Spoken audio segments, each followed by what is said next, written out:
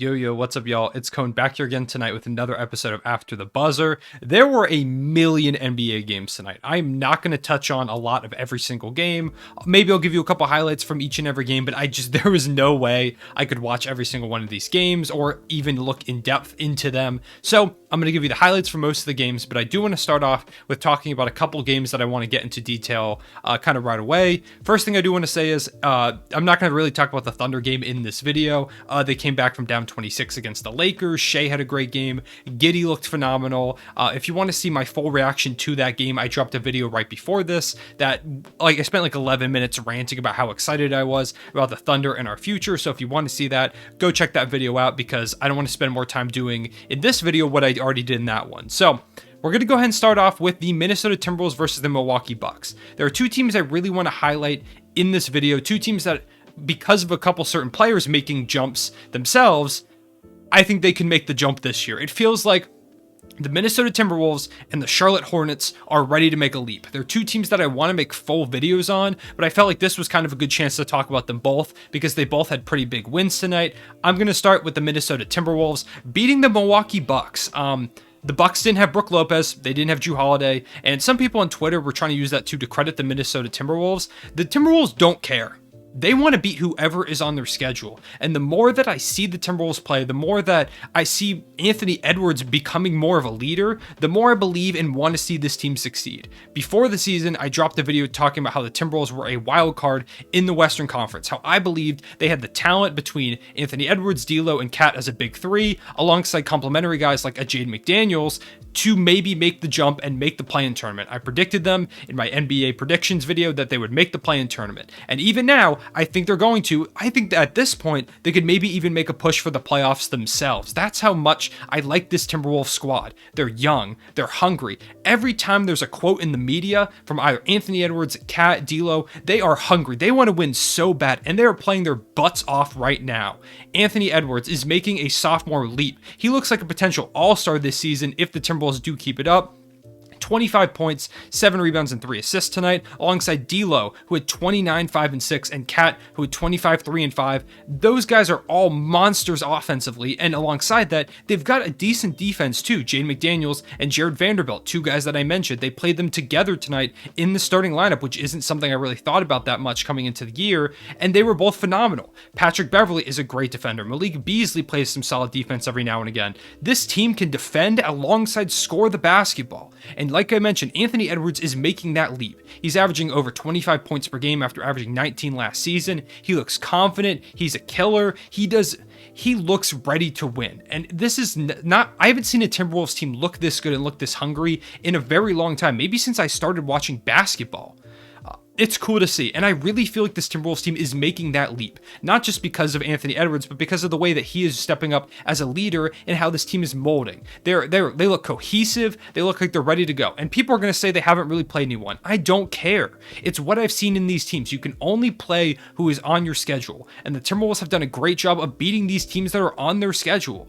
I like the Timberwolves, and I think they are a team that not only could make the play-in tournament, but could make a push for the playoffs. I'm not going to say that is a given. I do think they're definitely going to be in the play-in tournament. But playoffs, if they continue to step it up, and Cat, D'Lo, and Anthony Edwards continue to be as legit as they've looked so far as a big three, maybe they make that playoff push.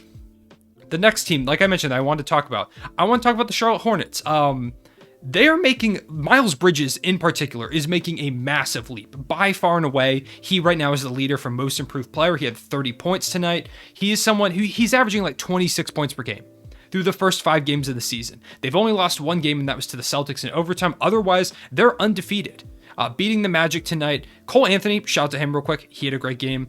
But the Charlotte Hornets, if you've watched my channel since last season, you know that I love the Charlotte Hornets.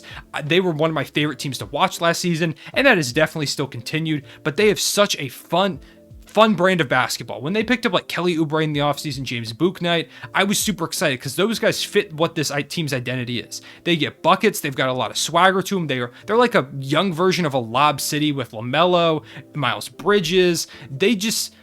Everything they do is exciting and fun. And I really enjoy watching this Hornets team play. If you don't watch the Hornets, you need to watch them. Once again, a team that I thought Honestly, my predictions video, I wasn't sure if they were going to make the play-in tournament or not, because the East is kind of just tough. I think I ended up predicting them to just miss it. They're making me look like an idiot right now, and I am super cool with that because I love watching the Hornets play. I want to see them make the playoffs. I want to see more of LaMelo, and it's super cool to see Anthony Edwards and LaMelo Ball being the two best players so far on their respective teams, leading them in their sophomore seasons to some of the best records in the NBA. For a draft class that a lot of people said was super weak, those guys are showing out. And like I said with Miles Bridges, he is betting on himself. He doesn't have a new contract. He's going to be eligible to get a new contract in restricted free agency very, very soon. And he is going to get a bag. And that is awesome to see. I loved Miles Bridges last season. He was already kind of on the verge of maybe a breakout. And this year it is full breakout mode. He's going ridiculous. He's going insane every single night. And he was someone that I was worried was going to kind of get phased out of the rotation a little bit or kind of struggle to find minutes at times because they brought in Kelly Oubre. They had Gordon Hayward, and they're paying Gordon Hayward a lot of money. So it makes sense that Miles Bridges might get a lot less opportunities. But instead, he has taken huge advantage of the opportunities and forced the Hornets to ensure that he is at the center of pretty much everything they do because of how good he has been. Is it sustainable that he's going to average 26 points per game? No, probably not. And if it is, come back to this video and make me look like an idiot, please. It's probably not sustainable. But does that not mean that he's going to continue to be a great player? No. He's going to be phenomenal this season. He is taking a massive leap. The Hornets, the Timberwolves, two teams that are young, on the rise, and teams that you need to look out for. Next, we'll talk about the Heat real quick. They beat the Brooklyn Nets 106-93. James Harden still doesn't look like himself. He got outscored by PJ Tucker, who's like 50 years old in this game. He's got to figure it out. He has to if the Nets are going to do anything. KD had 25 and 11. Bruce Brown had 12, 5 and 1. James Harden had 14, 7 and 7, but he was inefficient. He just doesn't look like himself at all. I know a lot of people were talking about before the season, oh, the rule change is going to ruin Harden. I don't think it's the rule changes really ruined him. I definitely think he is adjusting to that, but he kind of just looks slow. I talked about this in a video already. If you want to go see it, it's a video called like Harden Needs to Be Better. It was one of my other After the Buzzer recap videos. So if you want to see that, go check that out. On the Heat side of the ball, Jimmy Butler so far has looked like a Defensive Player of the Year candidate to start the season. He gets hella steals. He had 17, 14, and 7. He stuffs the stat sheet. Bam Adebayo with 24. Kyle Lowry with 9 points and 9 assists. 14 from Tyler Hero. This Heat team is good. We knew they were going to be good. I said multiple videos they were going to be good. They look great already early in this season. PJ Tucker scoring 15 is a pleasant surprise for them. They're not going to get that very often from him, so to get that tonight was a big boost, and that was enough to carry them over the Nets, getting a big win. The Heat are really good, and the Nets have a lot of things to figure out.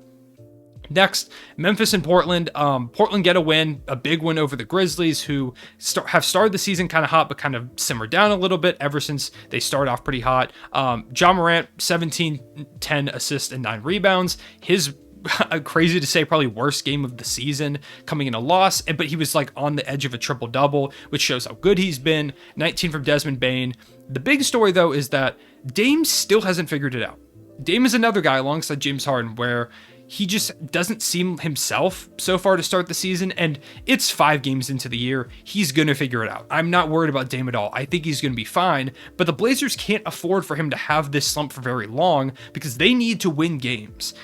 The Western Conference is super loaded. I just talked about the Timberwolves. You've got a million other teams that are competing for those spots in the Western Conference, whether it's the play-in tournament or the playoffs. The Blazers don't want to be in that play-in tournament. They want to be firmly in the playoffs, and you can't afford to go on a skid early in the season with how tough the West is. They did come out on top in this game despite Dame only having 20 and shooting super inefficiently, but they're not going to last super long. When they play some really good teams, they need Dame to be Dame, and if he doesn't step up in a big way soon, it's going to hurt their playoff chances. And it's kind of a weird situation where does Dame ask out, or does Dame decide he wants to go somewhere else if he's the reason why Portland doesn't quite meet expectations? I think Dame's going to be fine. It's just a matter of when he gets back to being Dame, and that could determine in the long run where Portland ends up in the standings. With the Hawks and the Pelicans, Hawks winning by 3 points. What I really want to highlight in this game is Trae Young with 31, 5 and 7, He was one of those guys that people thought was really going to be hurt by the rule changes. Not at all. Trae Young is Trae Young. He's a phenomenal player, and he doesn't look phased whatsoever. Also, shout to DeAndre Hunter, UVA legend. Big UVA guy if you didn't know. playing great defense all game, played great defense on the game winner attempt or the game tying attempt by Brandon Ingram. I believe that was the game tying attempt. Maybe I'm thinking of the wrong play, but he played great defense on Brandon Ingram in this game. He had 20, but Brandon Ingram's been putting up like 30, 27 a game. So good job holding him to only 20. DeAndre Hunter is a huge piece to this team, and it's sometimes I kind of think, what if they had him in that Bucks series? I don't think they beat the Bucks, but maybe they push it to 7. He is a big piece to what they do. He is their best defender, and having him against these great wing players that are in the NBA right now is a huge plus for the Hawks as they continue to roll. Pacers, Raptors. I really don't want to talk about the Pacers much. This was an awful game from them. They've got to be better. But on the Raptors side of the ball, I want to highlight how scrappy this team is. The Raptors have to be one of the most annoying teams to play in the NBA because they remind me a lot of the grit and grind Grizzlies, where every game feels like a gross, low scoring, really tough it out, fight to the death type affair, where it feels like every possession you have to really grind to get it. And a lot of that is due to Scottie Barnes, who has been phenomenal to start the season. He had 18, 7, and 7 in this game. He was a guy that a lot of people were like, he could win Rookie of the Year. And my thought was, I don't think he'll quite get the opportunities because with OG Anunoby and Pascal Siakam eventually coming back, I don't know how many opportunities he's going to get. But it doesn't matter. He's been one of, if not their best player in most of the games they've played so far in this season in Pascal Siakam's absence. I did say before, after the draft, that when Scottie Barnes got taken, it felt like Pascal Siakam might be on the way out because Scottie Barnes is a guy that should start. You have OG Anunoby at your 3, Scottie Barnes at the 4. You want to switch that? Sure, go for it. But I think that's the way that you should do it.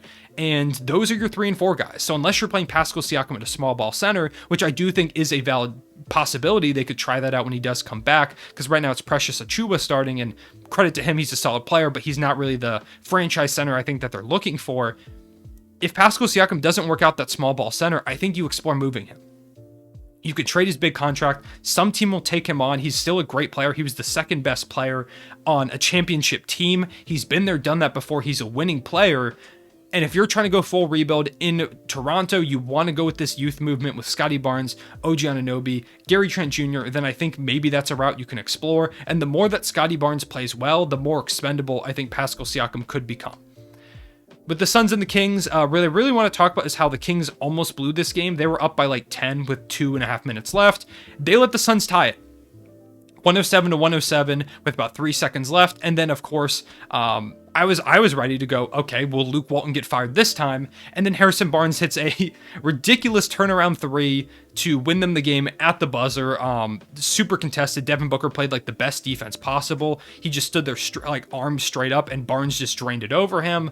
Harrison Barnes has had a great start to his season. He deserves a lot of credit for the way he's playing.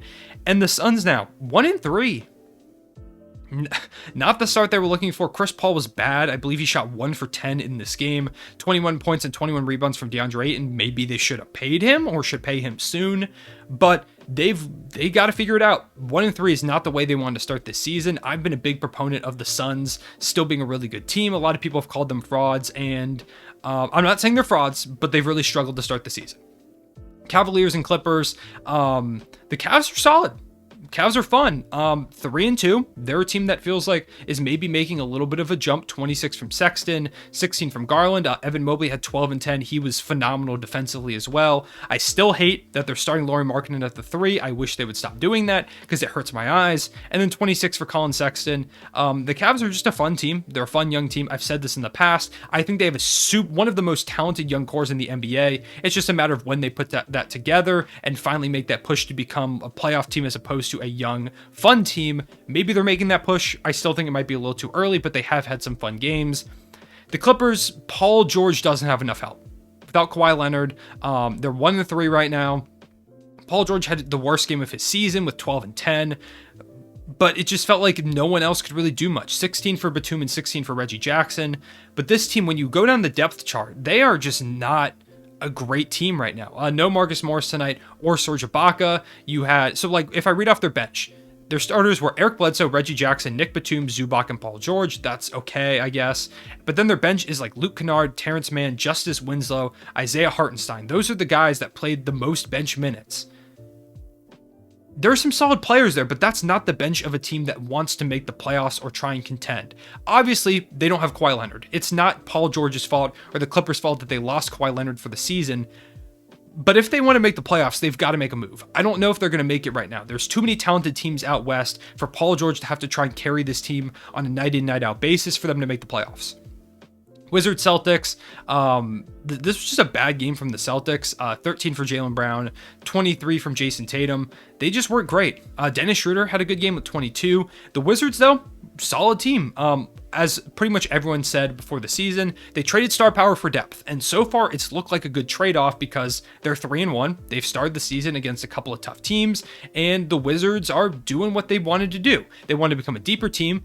For example, if we look at their scoring, 12 for Kyle Kuzma, 11 for KCP, 17 for Bradley Beal, 22 for Spencer Dinwiddie, 25 for Montrezl Harrell, 9 for Aaron Holiday, 7 for Bertans, 8 for Deni Avdija. Like, so many different guys contributed in big ways.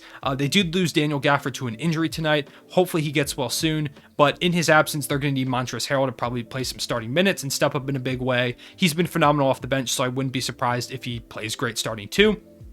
And I think that was all the games. If I missed any, let me know in the comment section below, but I believe I hit on all of them. If not, this video is already 16 minutes long. We're done. I appreciate y'all watching. Let me know what you thought of the games of today. If you did make it to this point in the video, drop a Miles Bridges is most improved or the Timberwolves are nice in the comment section below to let me know you made it this far. I appreciate y'all watching. I will see you all later. Real one, say it back.